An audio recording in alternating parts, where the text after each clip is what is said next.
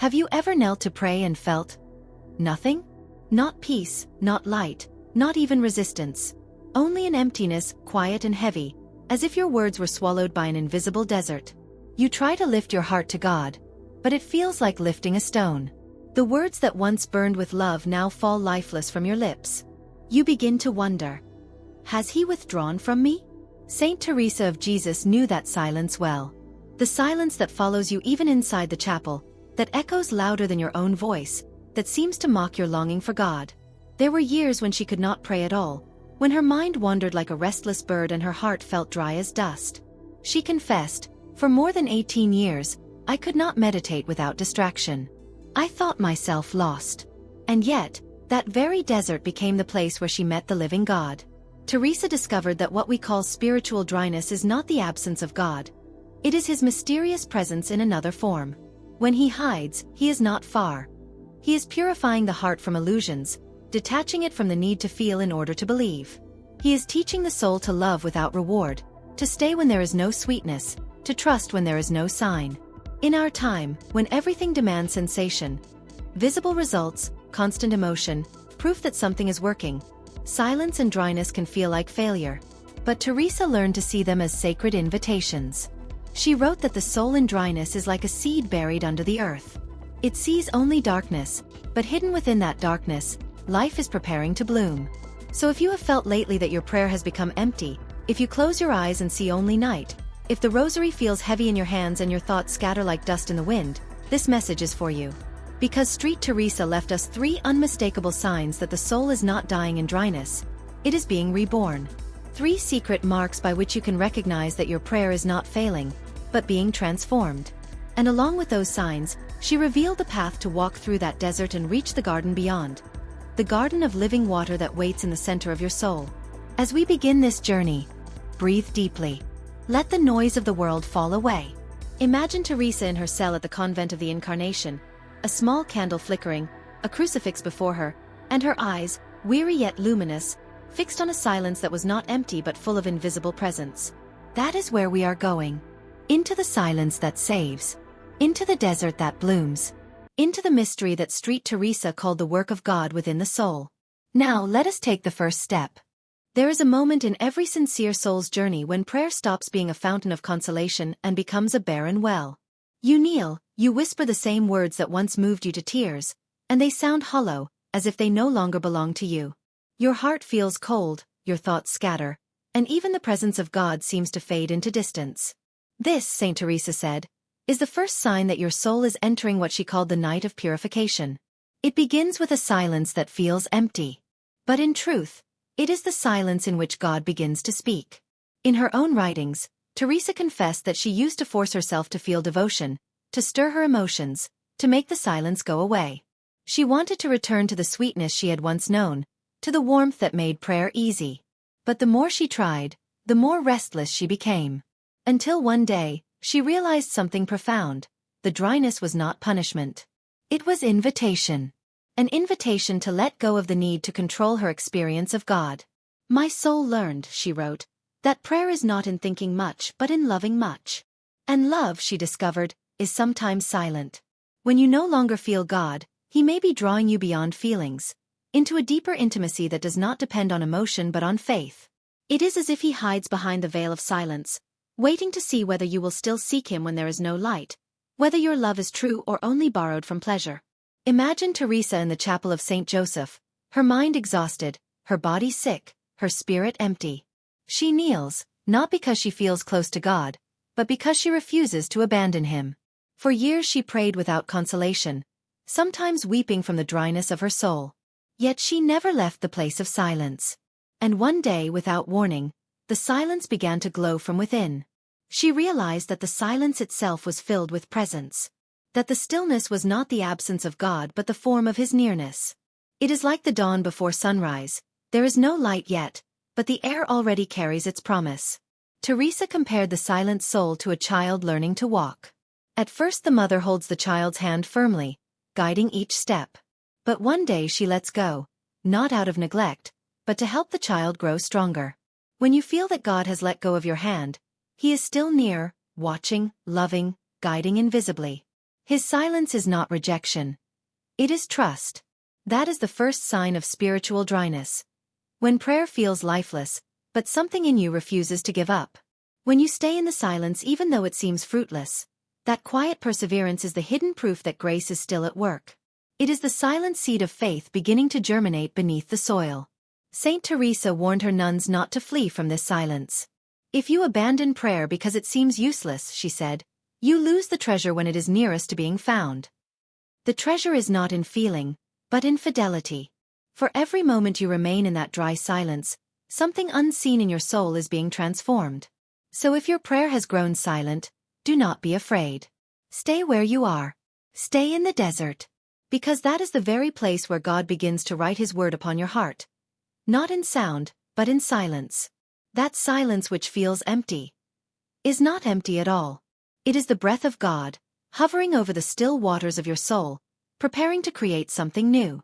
If the first sign of dryness is silence, the second is restlessness, that strange unease that rises when the heart cannot find peace, even in prayer. You kneel, and your body is still, but inside everything trembles. Your mind races. Memories invade. Doubts whisper. You begin to feel that prayer itself has become a battlefield. Saint Teresa knew that battlefield well. There were times when, even after entering the convent, she felt so agitated in prayer that she wanted to flee the chapel. She once wrote, "I could not bear to be alone with God. My thoughts rushed at me like wild beasts."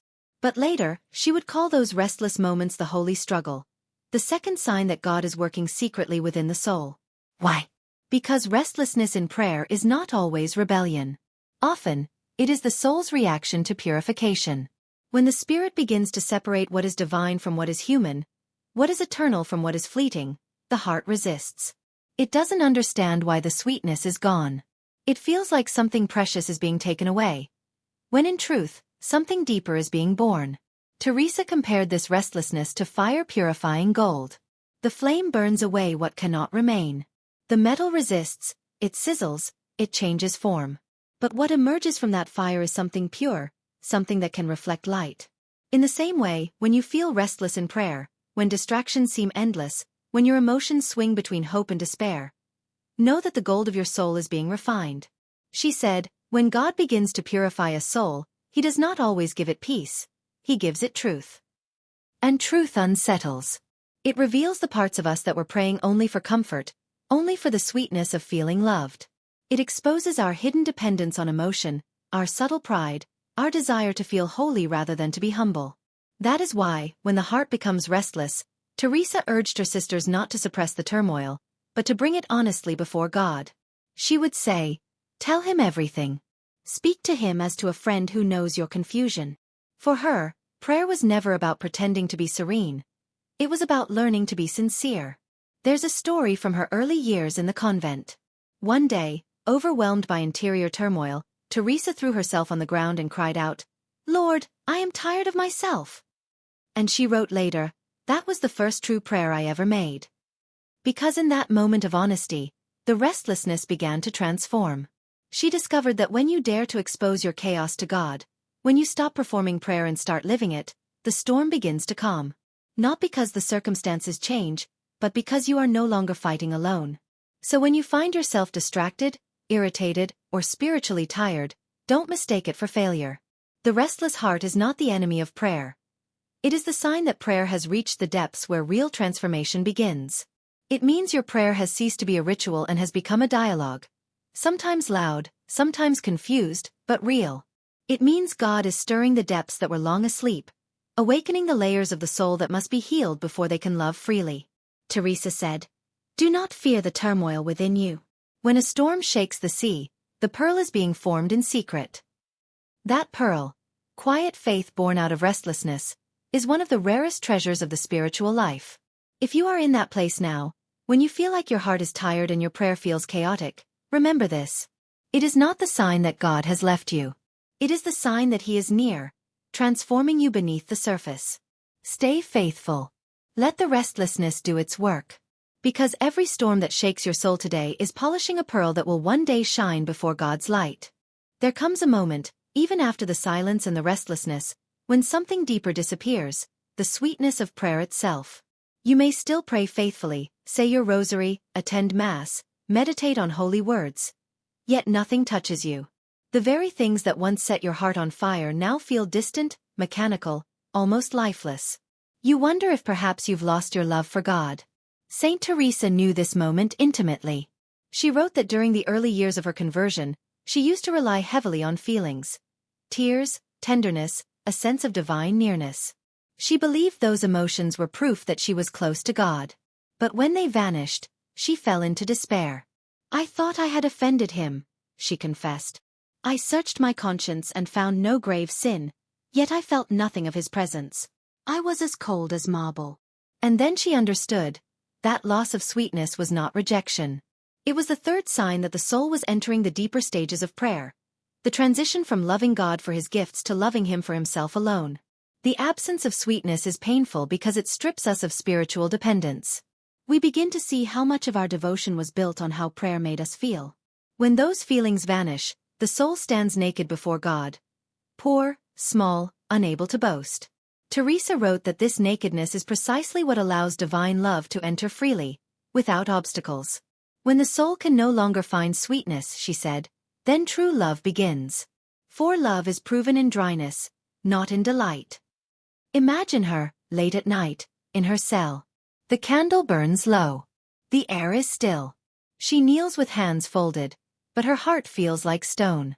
There are no tears, no visions, no warmth. Only darkness. And yet, she stays. She remains in prayer, not because it feels beautiful, but because she chooses to love.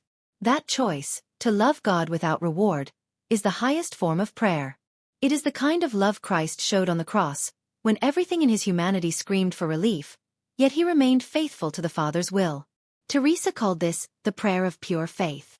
She warned her sisters not to chase after spiritual sweetness, because it can easily become a subtle form of idolatry, loving the feeling of God rather than God himself. If he gives you sweetness, she said, thank him. If he takes it away, bless him still. For in both, he loves you equally. In this stage, God hides his light not to punish, but to mature the soul. Just as a mother hides so her child will learn to walk alone, he withdraws consolation so we can grow strong in faith. And yet, even in this hiddenness, he remains closer than before, like a deep current under still waters, unseen but powerful. Teresa compared the soul at this stage to a garden in winter. The surface looks barren. The flowers seem dead. But beneath the soil, the roots are spreading, preparing for spring. She wrote, when prayer feels tasteless, know that the root of love is drinking secretly from God. Perhaps this is where you are now. You pray, but you feel nothing. You try to love, but there is no joy. You see others speak of spiritual fire, while you can barely whisper your prayers. You feel like the flame has gone out. But Teresa would tell you, this is the moment of truth. For it is here that faith ceases to be emotion and becomes decision. It is here that love stops being a feeling and becomes fidelity. She once told one of her nuns, when you cannot pray, say only this, Lord, even if you slay me, still I will love you. That single act of faith, born out of dryness, shines brighter before heaven than 1,000 prayers made in delight. The absence of sweetness, then, is not a sign of spiritual death. It is the sign that your soul is learning to love in the same way God loves, quietly, without condition, without needing to feel. So if your heart is cold today, if your words feel empty, if prayer tastes like dust, do not despair. You are closer to God than you think. Because love without sweetness is the purest love of all. Why does God allow these deserts of the soul? Why would a loving Father lead us into silence, restlessness, and the absence of sweetness? Why would he seem to hide, just when our hearts are trying to seek him most? Saint Teresa wrestled with this question through many dark nights of her own. She was not a saint who floated above suffering. She was a woman who walked through fire, both within and without. Her illnesses left her weak, her prayers were often dry, and her reform of the Carmelite order brought her persecution from the very people she loved. Yet through it all, she discovered a secret. What we call dryness is often God's most intimate work. Teresa wrote that when prayer becomes difficult, when the heart feels abandoned, God is not punishing us.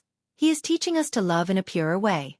He takes away the crutches, she said, so that the soul may learn to walk by faith. And faith, by its nature, must sometimes walk in darkness.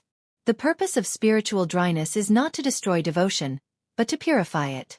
When everything is stripped away, the feelings, the inspirations, the sense of progress, only one thing remains: the simple will to love God. That will, Teresa said, is the truest form of prayer. It is not important to think much, but to love much. And what is love? To desire to please God in all things. Dryness teaches us that prayer is not a transaction but a relationship. It exposes the hidden motives that slip into even the holiest hearts: the desire to feel chosen, the subtle pride in being spiritual, the craving for emotional comfort that we mistake for divine intimacy. When those vanish, the soul discovers whether it truly seeks God Himself, or only the feelings He gives. Teresa once compared the soul to a lover who must learn to love the beloved even when he is far away. The greatest proof of love, she wrote, is perseverance when all is dark. Think of how a mother trains her child to walk. At first, she holds the child close, guides every step. The child feels safe, loved, certain. But there comes a moment when she lets go, not out of cruelty, but to help the child stand alone. The child cries, stumbles, feels abandoned. But if the mother did not let go, the child would never grow strong. So too, God withdraws the comfort of His felt presence, not because He has turned away, but because He knows your soul must learn to stand, to walk, to love without constant reassurance. Dryness, then, is not God's absence.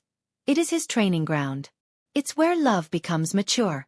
Teresa called it the secret school of the saints. In it, she said, the soul learns 3 things: humility, endurance, and trust. First, humility.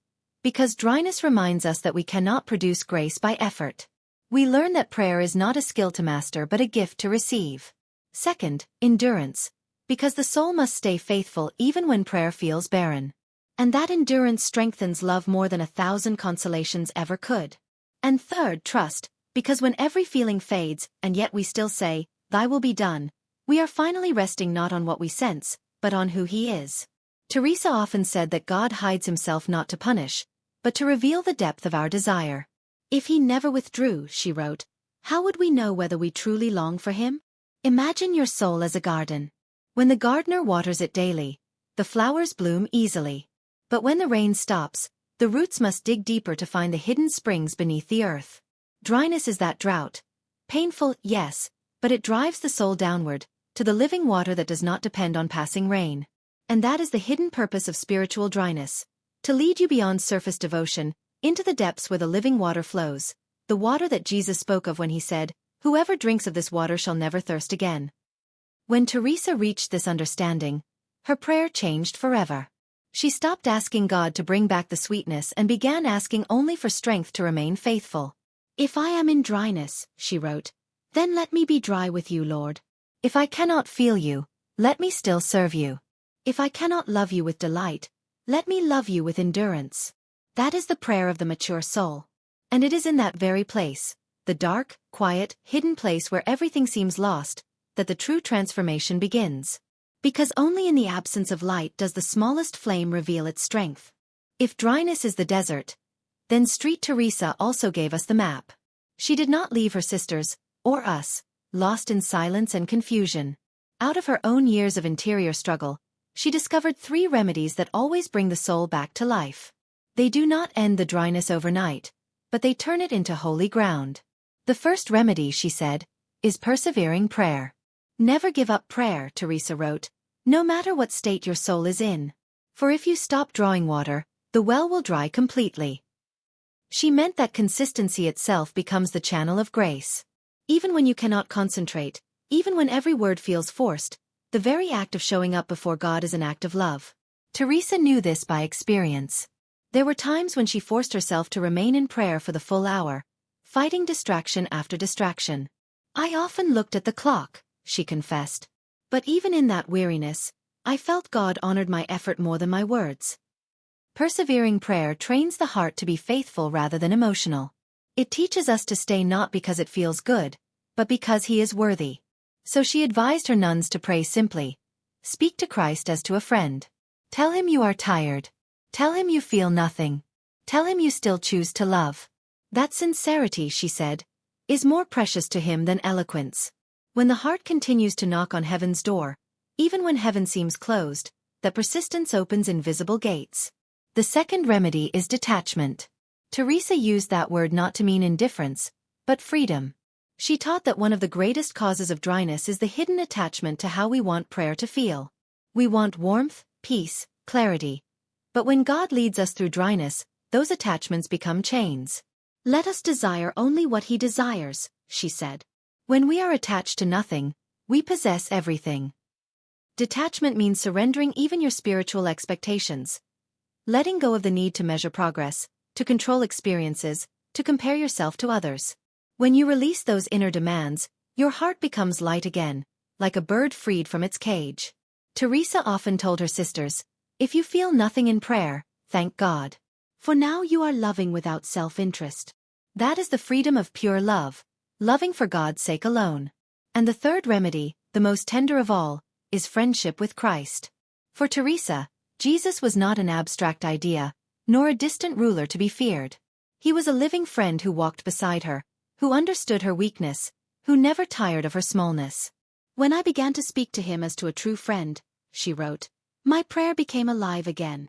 She would enter the chapel, look at the crucifix, and imagine him standing there, tired, patient, waiting for her to come. Then she would talk to him as one speaks to a beloved companion. Simply, honestly, with affection. Sometimes she said nothing at all. She just sat in his presence, as two friends who need no words. This intimacy with Christ is the true cure for dryness. Because when you turn prayer into conversation, not performance, the heart softens again. He may still be silent, but his silence becomes the silence of a friend who listens, not of a stranger who has turned away. Teresa used to tell her sisters, "Do not think you must have wings to reach him. He walks beside you on the road. Speak to him as you would to someone who loves you." And slowly, she found that her prayer, though still simple, became radiant. The dryness lost its bitterness. The silence became companionship. These three remedies, perseverance, detachment, and friendship, are not steps to escape the desert. They are ways to discover its hidden beauty. Because the desert is not a place without God. It is the place where everything that is not God falls away. So if your prayer feels dry today, remember, stay faithful, let go, and talk to Him as to a friend. For when you keep walking through the desert, one morning, without even noticing how, the sand beneath your feet begins to bloom. There comes a dawn, almost imperceptible, after the longest night of the soul. You may not even notice it at first, a gentler rhythm in your thoughts, a faint warmth returning to the heart. You sit down to pray, expecting the familiar dryness. But suddenly, silence no longer feels heavy. It feels alive. Peace, not pleasure, begins to fill the air around you. This is the hour Street Teresa called the divine morning. It is the moment when the soul, purified by the desert, begins to receive again, but now without dependence. God returns, but differently. Not as emotion that dazzles, but as presence that sustains. After years of darkness, Teresa wrote, "I found that God had been nearer to me in dryness than in sweetness." She realized that He had never left her. He had simply taught her to see with new eyes. The eyes of faith. The eyes that can recognize light even when it hides behind the veil. In that divine morning, prayer becomes simple again, but it is no longer childish. The soul no longer demands signs. It does not beg for feelings. It just rests. Teresa described it as a quiet knowing, a subtle companionship that fills the heart with calm strength. She compared it to sitting beside a dear friend in silence. No words, no striving, just the peace of presence. And then, something remarkable happens. The same silence that once felt like emptiness now becomes the dwelling place of love. The same restlessness that once tormented you becomes energy for service. The same absence of sweetness becomes interior freedom. The soul learns that it no longer needs proof that God is near. It simply knows. Teresa saw this transformation among her sisters too. She noticed that those who had passed through dryness became gentler, humbler, more compassionate. They no longer judged others' struggles, for they knew what it meant to walk in darkness. They no longer chased consolations, because they had found something greater, the joy of trusting God without needing to understand. After the winter, she said, the garden bears fruit without noise. When prayer matures, it becomes quiet but powerful. The soul prays not only with words, but with its very existence. Work, rest, silence, all become prayer.